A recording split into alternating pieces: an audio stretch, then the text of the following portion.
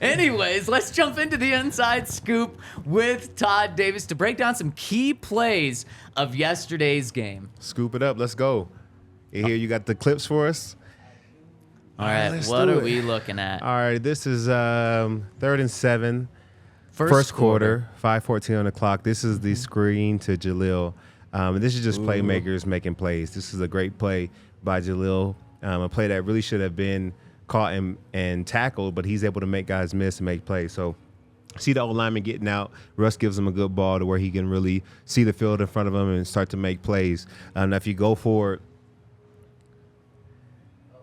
the old lineman does a great job picking up this block, but you see they have – 2 more defenders coming, plus the guy on the block of the old lineman. He should be tackled here, and this should not be a touchdown. Yeah. But this is just his ability to make guys miss, and this is something that he has.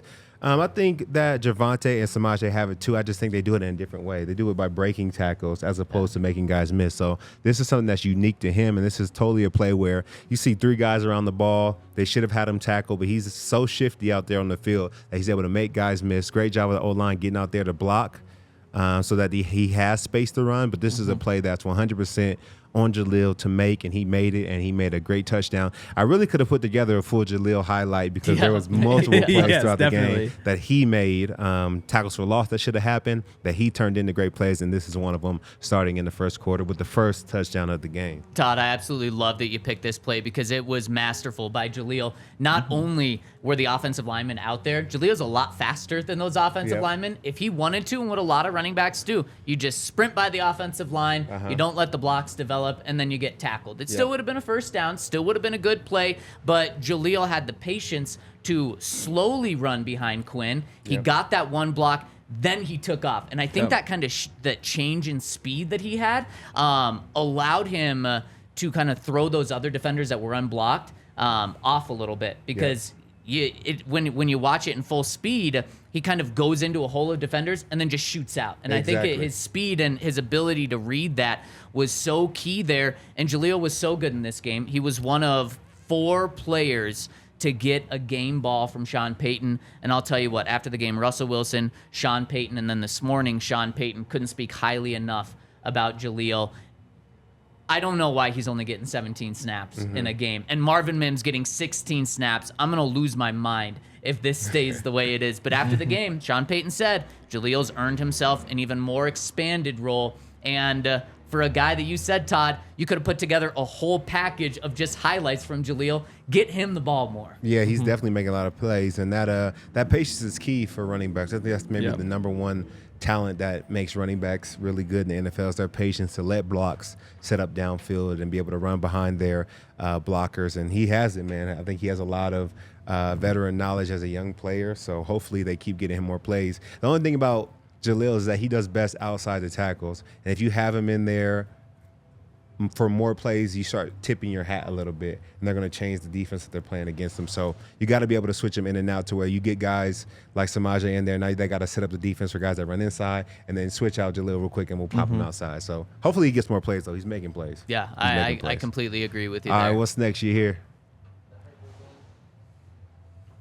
All right, so we got second quarter, 8 minutes left. The Bears are up 14-7 on their own 15. Yeah, this is the Khalil Herbert run, and this is just an emphasis on tackling. I think the defense did some good things yesterday in the second half, but this is the first quarter, and I feel like the Bears were kind of unstoppable in this game. What you see is you see a corner blitz, and the corner just gets too high off the edge. He doesn't squeeze in close to the hip of that down defender to be able to make this tackle, so it leaves a lot of space and a lot of opening for Khalil to really get through the offensive line and get to the second level. And I believe, is this Jaquan McMillan on that corner blitz there? I'm not sure.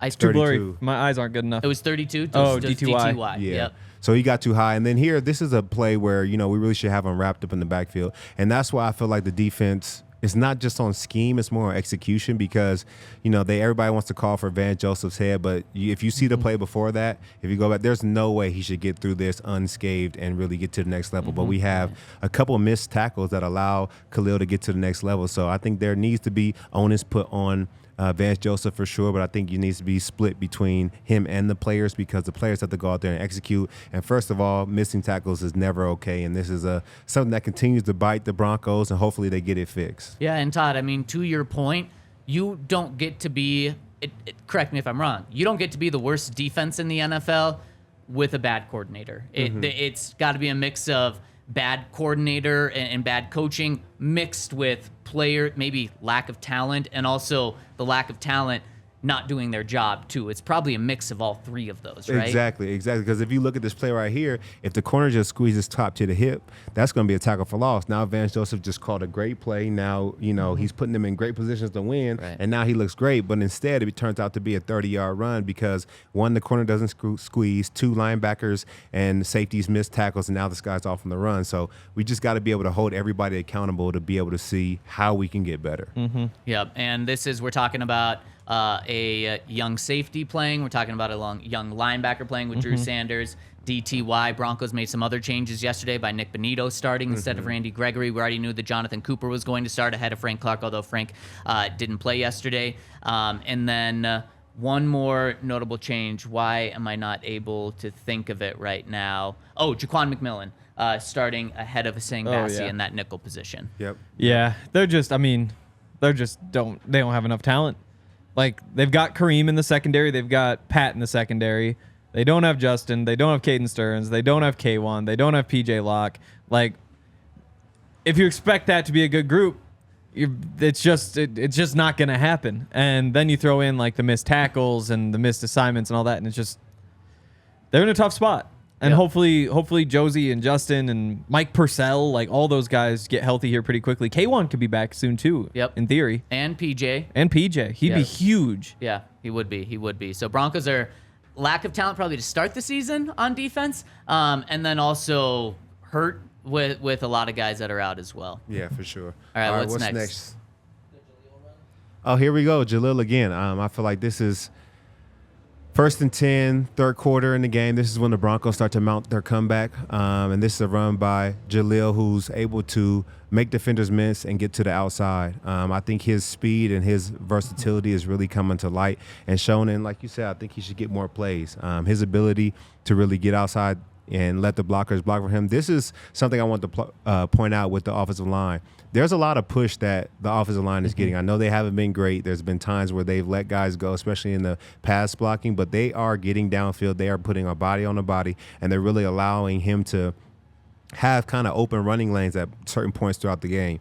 And that's partly on Jaleel. That's partly on the offensive line being able to create blocks. But I want to give a shout out to them because they don't get any praise for what they do in the passing game, but in the running game, I think they've been pretty good so far.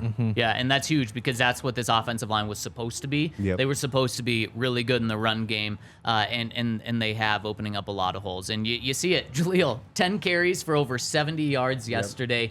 That is definitely a lot of credit to him, but especially as a smaller back, you're not doing that if you're getting hit at the line of scrimmage every single play. Exactly. And this specifically right here, this is him being one-on-one and making a guy miss. We can't see it because of how the pitches are set up, but the guy that's on his right actually started on his left. And he stopped and started so quickly that the guy ended up on the other side of him, and then he's taking off downfield. And that's just him being better and really one of the quickest players on the field. And this is something that Tyreek Hill has. This is a talent that he has. His ability to stop and start, he can go from 0 to 100 really within 2 steps. And that's something I see in Jaleel that's going to make him really, really a great player in this league for a while if he's able to continue to build on that, because there's no way to account for it. Most guys can't stop and start that fast. That is such a good comparison of what makes Jaleel special. It is that, Todd. I love that comp. What's funny about that, I was trying to get that where he was moving, but the thing is, it just looked like a blur. So there's no, you're not going to be able to tell what it is because the frames didn't work. I love that. Todd calling out you here, and you hear trying to defend himself there. Hey, at least I'm not Hank. That's all I'm making for now. Wow. Henry, wow. You're just going to let that happen? He blocked me from the chat, too, which is a thing he does. Let's go. No. No, because now I have to hijack the show to complain about it. All these things that I would just be saying nice and in the chat. Yeah, exactly. It wouldn't waste your guys' time, but now you guys get to hear too. Do you look blocked? Look at this. Is this wow, blocked? yeah, that's not blocked. That's not great. He just unblocked it. He turned it gray and then he looked at me and he smiled. And why are you gonna believe the guy running the computer, or the guy that doesn't know how to run a computer? Really quick, speaking of giving Hank shit, we met a lot of cool people at the game yesterday, specifically at the Broncos tailgate. A lot of Broncos fans there, and one of the guys was like, "Hank, you get so much crap on that show, yes, but we love you. Keep it up." And Hank, we do love you. Keep it up. It's all in fun. Yes. And shout out to everyone that we met. The tailgate in Chicago and CHGO was awesome. Todd, everyone missed you there. Everyone was like, man, we thought we were going to have Todd Davis. Someone brought a Super Bowl 50 football. Dang. And they just wanted your signature. Didn't ask me to sign it. Henry tried to sign it, and they were like, no, we're not having you sign this. But it was so cool to meet all of you guys. And next time we do this, we're really going to try to have the whole crew there as well. So really awesome to meet everyone. And shout out to all the Broncos fans that showed up. Yes, sir. Also, awesome cinnamon roll in the press box. Yeah. About the only thing that was awesome in the press box? I mean, we were in the press box. That's true. So not just the cinnamon roll. Wow. You set yourself up for that one, Henry. Yeah. He's feeling empowered today. Do we have any more plays? Yeah, we got two more. Oh, two more. Let's hit them. Plays. Yeah, this is a touchdown to Cortland. This is, I mean, we wouldn't say Russ is all the way back, but this is definitely timing route, a great play, and seeing Court one-on-one with the safety. Court is able to make a good play, and Russ is able to get in there for a touchdown. This is Court one-on-one, and safety gets too far over the top, and, you know, Russ sees it immediately. Look at that clean pocket. Shout out to the O-line once again for giving him time to make this throw. It's 3rd and 9. Really, the Broncos are really coming back, and this is really an important play because you get stopped here. Now you got a field goal. Now you're really still 2 possessions to where you need to be to really get the game in your control. So great job of getting this to Cortland right underneath the safety. Great route. You know, a lot of guys will drift or sink, but him being able to cut it off right there at the goal line, right in front of the safety, it was great. And that was also absolute laser from Russell Wilson to get him this ball. And Cortland's playing pretty well. I know he's had some hiccups, but 3 touchdowns in 4 games.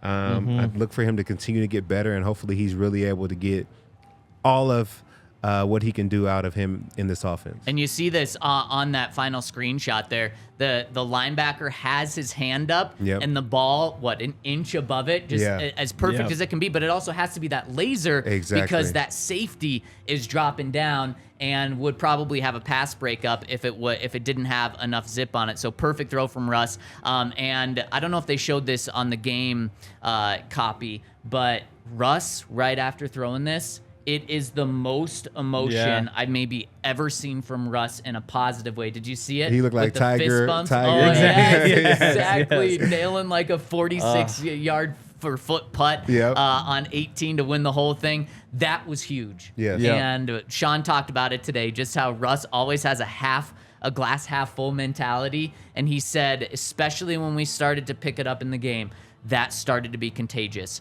for the rest of the team. And I think right there was a massive moment. Absolutely. Great moment for the team.